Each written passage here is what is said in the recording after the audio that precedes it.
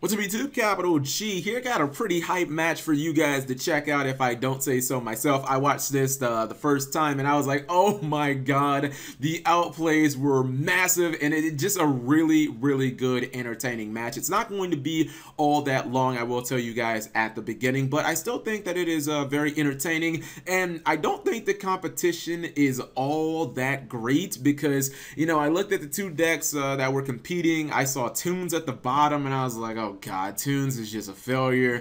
It's not gonna bring anything exciting to the table. And then I saw Silent Swordsman at the top. I actually love this card. I think that it is one of the cards in the game that has a lot of potential. Obviously, the longer you keep it on the field, the more powerful it becomes, although, you know, kaijus are a thing. Silent Swordsman, definitely a cool card, and he's mixed in with some mass heroes. You see Shadow Mist in the opening hand, so let's see how this is going to play out.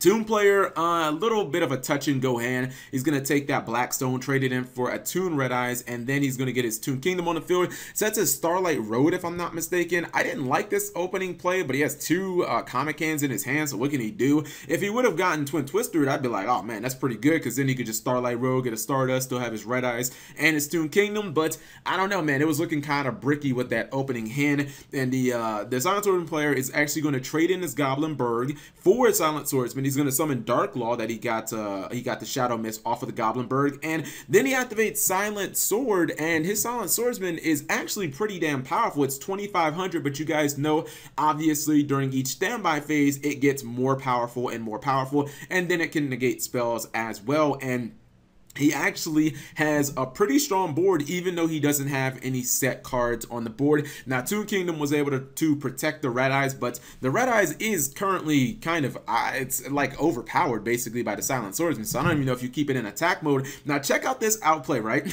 He's going to throw one Comic Hand at the Silent Swordsman, then the second one is going to stick, and he basically gets to snatch still the Comic Hand. Now, if you're looking at the current situation, I was like, oh my god, I think he's actually going to lose to his own Silent Swordsman because Dark Law is clearly gone, and now the Silent Swordsman works for the opponent, and again, it's going to single turn. Now check this out, right? Top decks the Regeki, and of course he's going to he's trying to bait it, which he does. He uses the Regeki. That's going to get hit with Starlight Road. It's Starlight Road's actually useful, like what the hell? But this is the outplay of the entire duel, guys. He summons a second copy of Silent Swordsman.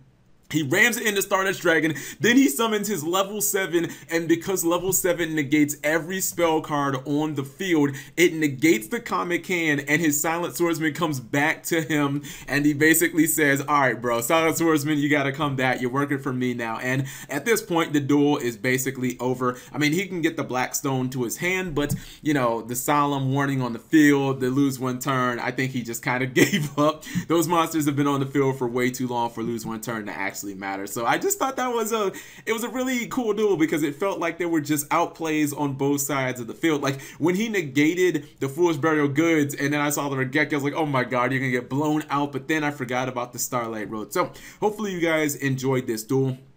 If you did, please do me a favor, give the video a big thumbs up. Thank you guys for watching. As always, subscribe if you have not already, and please turn on those notifications so you never miss a CapG video.